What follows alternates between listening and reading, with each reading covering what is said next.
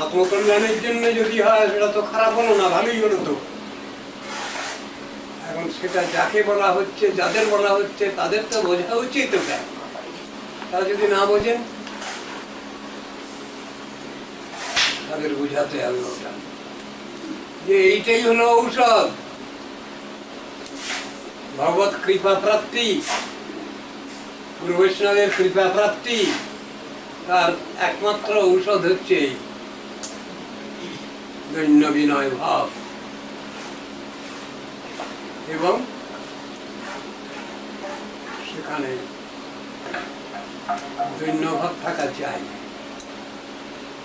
দৈন্য দয়া অন্যে মান প্রতিষ্ঠা বর্জন, চারি গুণে গুণী হই করহ কীর্তন। তুমি কীর্তন করবে? কীর্তন করবার ইচ্ছা আছে? বলে হ্যাঁ, তোমার নাম কীর্তন করবার ইচ্ছা আছে। তাহলে এই চারটে গুণ তোমাকে অ্যাকোয়ার করতে হবে, এই চারটে গুণ লাভ করতে হবে তোমাকে,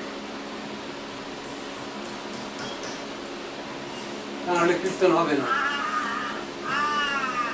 কীর্তন সুষ্ঠু হবে না। আবার শ্রবণ যদি সুষ্ঠু না হয় তাহলেও কীর্তনের অধিকার নাই।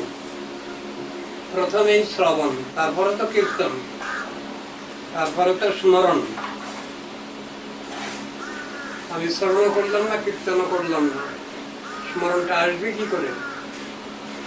সারা জীবন বিষয় বিষয় সংসার নিয়ে থাকলাম, অন্তিমকালে তখন আর ভগবানের নাম আসবে কি করে? অভ্যাস নেই তো। সেই জন্য শেষ সময়ে ভগবানের নাম আসতে চায় না, হাবিজাবি সব আছে। বিষয়ী যারা, তাদের ওই রকম ব্যাপারটা হয়। আর নামের অভ্যাস থাকলে বিপদে সম্পদে সব সময় ওটা আসবে। সম্পদে বিপদে ভাই বল হরি বল, মানব জীবন পেয়েও ভাই বল হরি বল, সাধু সঙ্গ পেয়েও ভাই বল হরি বল। কীর্তনের মধ্যে রয়েছে সব সময়, সর্বাবস্থায় ওই জিনিসটা থাকবে। অভ্যস্ত হতে হবে, তবে আসবে ওটা। আপনার চট করে একটা এসে যাবে, এমন ধরনের সুযোগ সৌভাগ্য খুব কম লোকেরই হবে। সারা জীবন এক লাইনে থাকলাম, আর ধর্মের লাইনে শেষকালে এলাম, কিন্তু সেটা অভ্যাসযোগ দরকার, সংস্কারে পরিণত হওয়া দরকার। আরে ওটা আসবে অন্তিমে।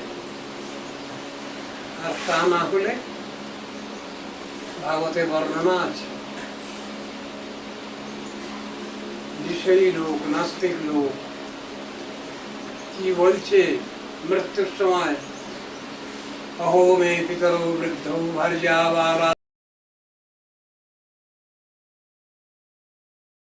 আত্মজা অনাথামৃতে দীনা কথং জীবন্তি দুঃখিতা এবং গৃহাশয়ক্ষিপ্ত মূঢ় ধীরয়ং অবিদ্যস্তনুদ্ধায়ং মৃতম নং বিশতে তমঃ। অন্ধতম নরকে গতি। ভগবানের চিন্তা বাদ দিয়ে এইসব চিন্তা এসে যায়, তখন তার অপগতি হয়। মরার মতো মরতে জানলে হয়, মানে কি মৃত্যুর সময় ভগবত চিন্তাটা যারা আসবে তিনি ঠিক জেনেছেন মরার মতো কিরকম মরতে হয়।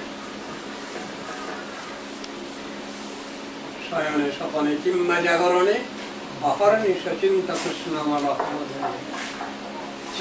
চিন্তা করতে হবে, মুখে বললেই হবে না, বাস্তব হওয়া চাই সেটা। যে আত্মী সহকারে যে সম্বোধন, এটা করলে ভগবান এসে যাবেন, সাক্ষাৎ হবে। চিন্তা করো না,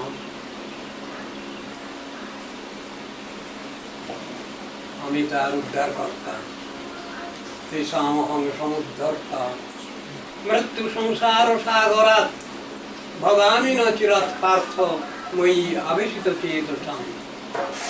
গীতায় কৃষ্ণ বলছেন অর্জুন,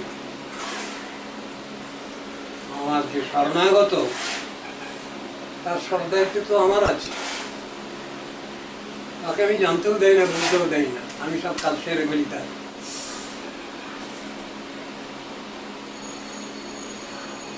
সব ব্যাপার আছে তো।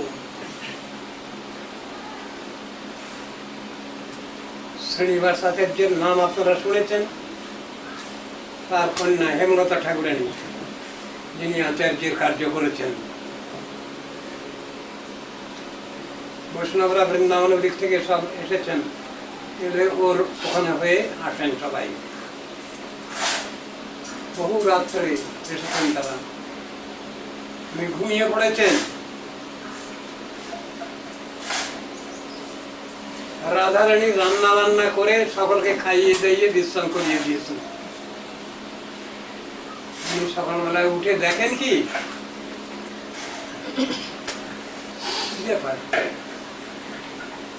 রাধারানী এসে রান্না করেছেন।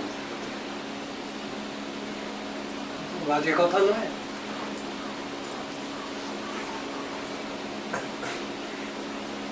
এইরকম বাস্তব।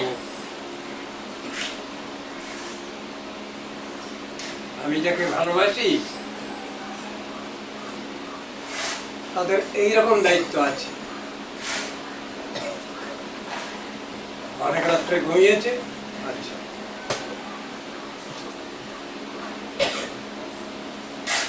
এই দায়িত্ব ভগবানের নাই, বা মূলা প্রকৃতি ভগবতীর নাই, রাধা ঠাকুরানীর নাই, তা বলা চলবে না।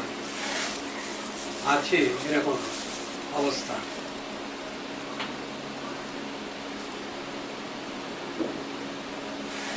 সব ক্ষেত্র রয়েছে, বুঝতে হবে। মুক্তি লাভ করতে পারি সেই জন্য বড় চিন্তান্বিত হয়ে পড়েছেন বসুদেব মহারাজ। তাই নারদ ঋষির কাছে ওজোর আপত্তি জানাচ্ছেন, কি করবো আমি? আমাকে স্পষ্টভাবেই উপদেশ দেবেন, ঘুরিয়ে ফিরিয়ে বলবেন না, আমাকে ফাঁকি দেবেন না। আমার যোগ্যতা নাই। আমার যদি যোগ্যতা বিচার করেন তাহলে আমি ফেল করে বসে আছি। যোগ্যতা বিচারে কিছু নাহি পাই, তোমার করুণা সার। করুণা না হলে কাঁদিয়া কাঁদিয়া প্রাণ না রাখিবা।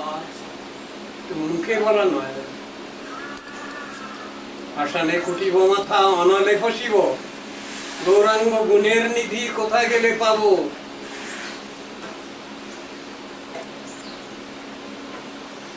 এই কথা শুধু মুখে বলা নয়, বাস্তবে।